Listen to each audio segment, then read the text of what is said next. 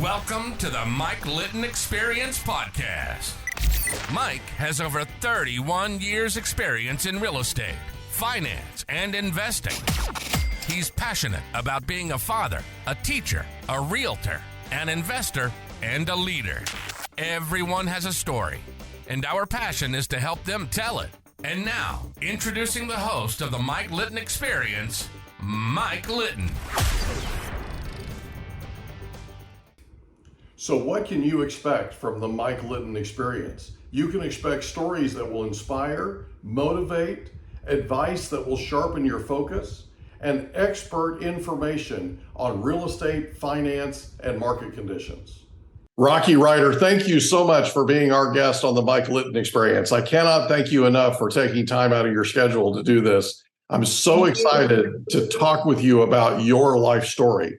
Like we talked about before we got started, before we hit record, everybody has a story, and our passion is to help them tell it, because we know that people will hear your life story and connect with you regarding certain things that have happened in your life that also similarly happened to them, and it'll inspire and motivate them to go out and do things that they've been putting off, and that's what we're all about. So thank you again for being here. Thanks for having me. So let's start with the beginning. Let's start with where you were born. Okay. So I was born in East Orange, New Jersey, where I currently am now, but my whole life I was raised in Brooklyn, New York. Okay. Brooklyn, I was raised in like the inner city, the urban city of Brooklyn. Very interesting upbringing. It's very like New York City, Manhattan, Brooklyn is where I spent most of my time. A very tough place to grow up. You have to be tough to make it in New York City, like even just to survive. But it's really shaped me to be like a really not hardworking, but determined person. And now I'm back in New Jersey, just in a more laid back life. I got you. So growing up in Brooklyn helped to motivate you and toughen you up. Is that what you're saying? Yeah, but I didn't know it was doing that at the time. Yeah.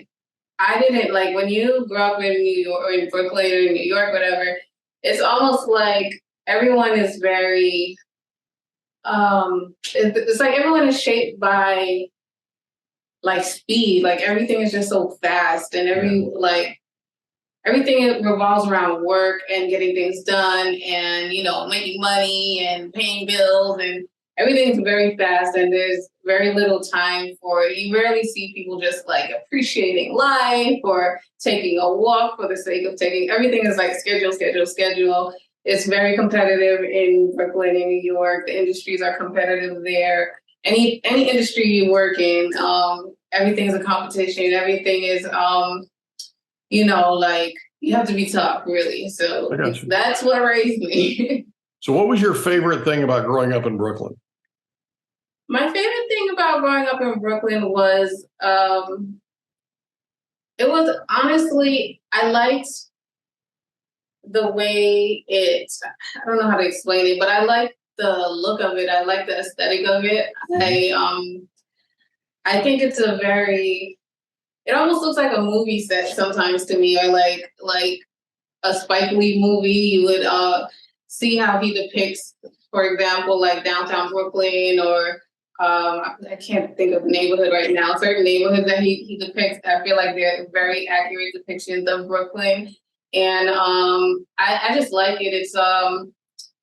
It seems almost surreal sometimes, and it's something that I just appreciate being in Brooklyn. Like, even though it's rough, like if you ever stop, and which I was able to do many times, to just stop and look around, it's like a really hustle and bustle place, but the hustle is poetic in some type of way. I got you. So it sounds like, looking back on your upbringing in Brooklyn, it sounds like you're appreciating that more than you ever have. Yeah, I do appreciate it. Sometimes I did appreciate it while I was there, but sometimes when you take a step away, you realize that the past was actually the goal you were looking for while you were on your way to your goals. I got you. That's cool. Yeah. So where did you graduate high school? In Brooklyn? I went to Science Field Center High School. I was a terrible high school student. I was assigned, actually, I didn't graduate, actually. I got my GED, and I did go to college, but I got my GED. I hated high school with every fiber of my being. I felt like I was trapped. Oh, I didn't like anything about high school. So yeah, by the time I got to like my third year, I was like, I'm out of here. I'm not doing this anymore. I started cutting school all the time. I started studying to take my GED. I intended to go to college, but I just didn't want to be in high school. I understand. Not everybody goes to college. That's fine. So let me ask you this.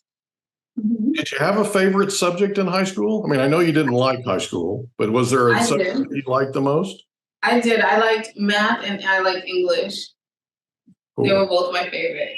That's awesome. That's awesome. So after you leave high school, Uh-huh. then where do you go? Okay, so I'm in high school and I I went to college. I went straight to college. I went to LaGuardia, actually. I went to LaGuardia Community College, which is in Long Island City in Brooklyn, for a year. But my intention was to go to Five Towns College. That's like a music school, a music and audio school, a music business school. Mhm. And I really wanted to go there, but it was hard for it's in Long Island, and deep in Long Island, and I wasn't driving, so I needed like to figure out how I was gonna get there. The tuition was astronomical for me at the time, and I just went to the community college for a year, which I really enjoyed. Actually, there was like an art history class that I took at LaGuardia that has shaped my life. It has shaped my appreciation for art and for history. And so much of what I do now, including sound healing and music therapy, it's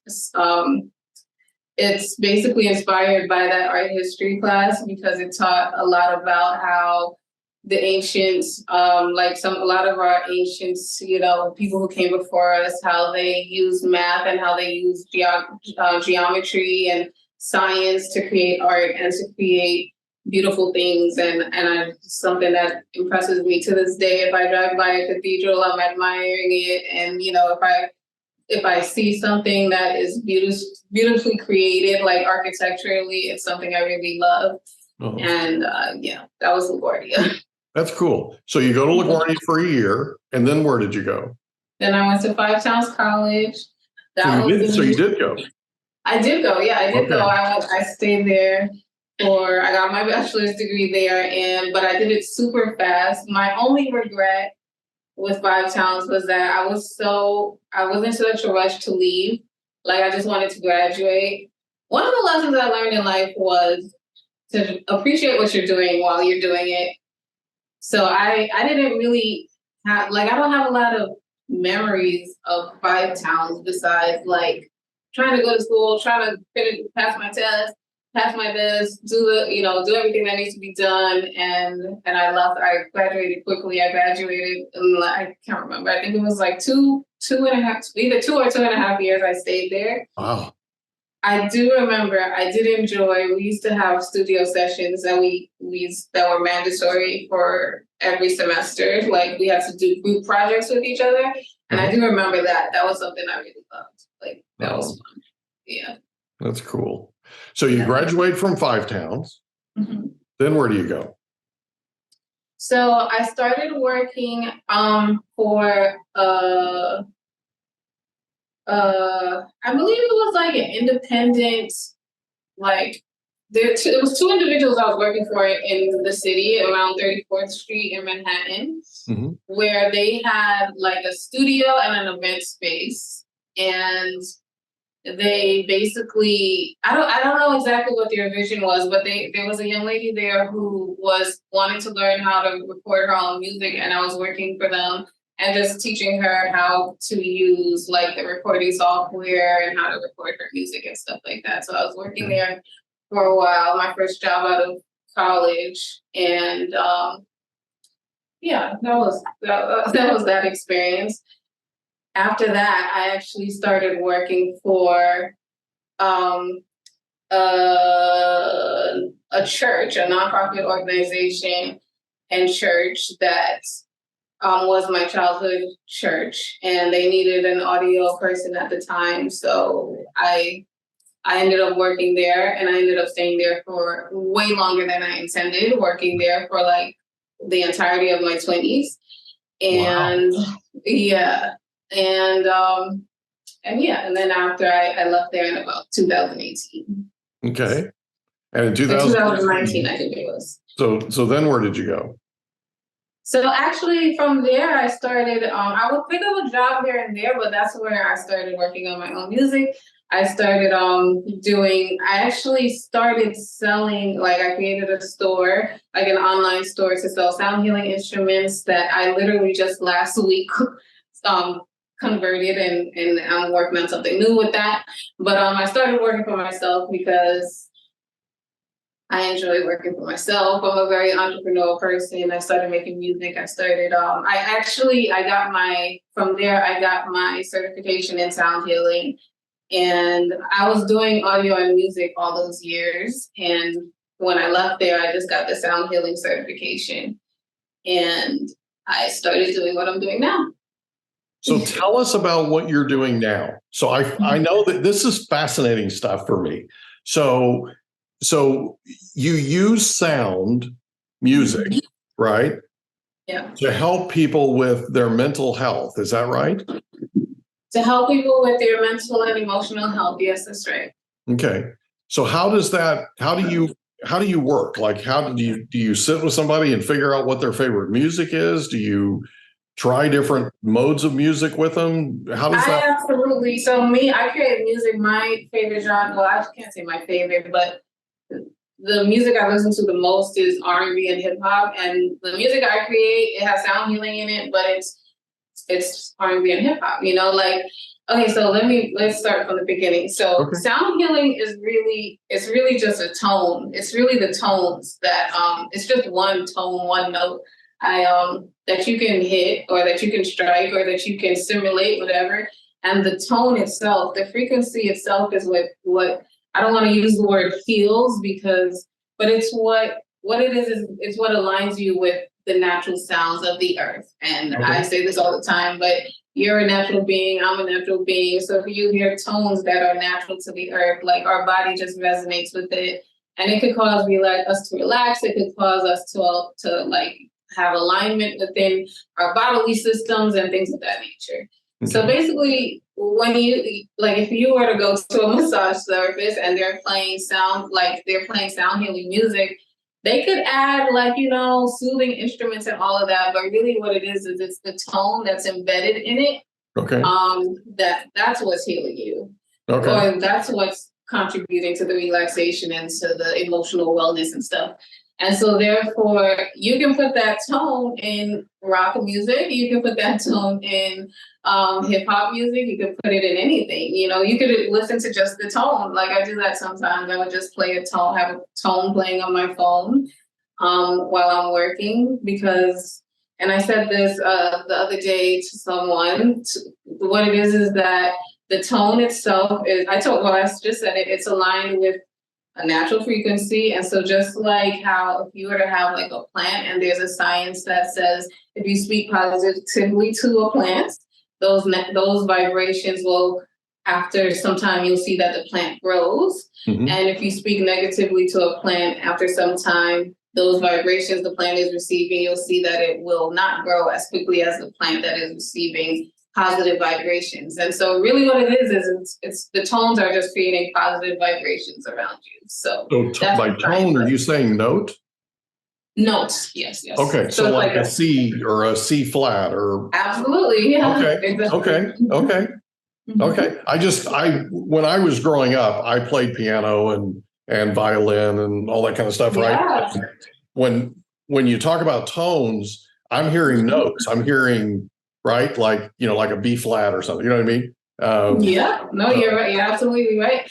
Every single note, it basically corresponds to like different energy centers in our body. So like this note C, for example, is related to like feeling grounded, or feeling safe and your basic needs and things like that. So yeah, everything is related to our energy sensors. You know, I felt that for years. Yeah. For years. So there are certain tones that I used to play and tones I would hear that would just absolutely resonate with me. Like those notes, you know what I'm saying? And it's like every time I heard a song that predominantly had that note in it, I responded to it. And I responded to it in a way that was almost like relaxing, like soothing. Yeah. And there's so many things that are like, that affect the collective, that affect us collectively, but also it's so amazing when you're able to find a thing that affects you. We hope you enjoyed another episode of the Mike Litton Experience. If you did, do us a favor, smash that subscribe button, tell your friends, family, and coworkers about our program, and wherever you get your podcasts, please leave us a rating. It helps us to connect with quality people just like you. And that's a wrap. Another episode of the Mike Litton Experience in the books. Reach out to Mike on Instagram at Litton Realty. Want to meet with Mike? Check out calendly.com/Rio760.